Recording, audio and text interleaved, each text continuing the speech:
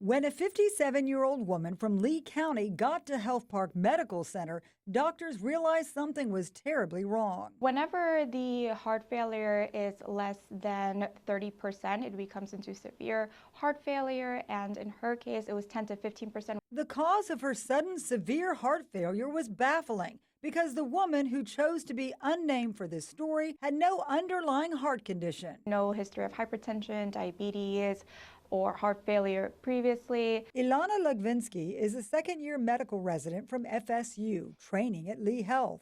After the patient had a minor car crash a few weeks prior, Gavinsky studied her scans. The ventricles are dilated, which is not normal. The presentation led her to conclude this was a case of broken heart syndrome, also called Takotsubo cardiomyopathy. Which is known to be a transient condition of heart failure when the heart muscle gets stressed due to some incident. In her case, it was the car accident. There's still a lack of understanding when it comes to the connection between emotional trauma and the body. I think a lot of people aren't even aware that there is a broken heart syndrome.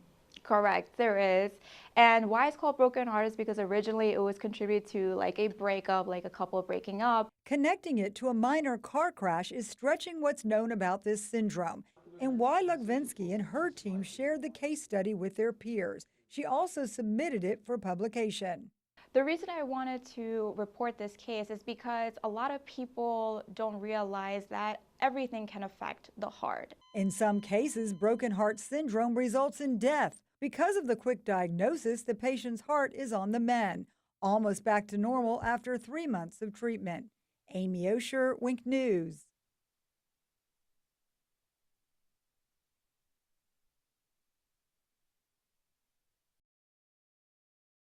And why Gavinsky and her team shared the case study with their peers. She also submitted it for publication.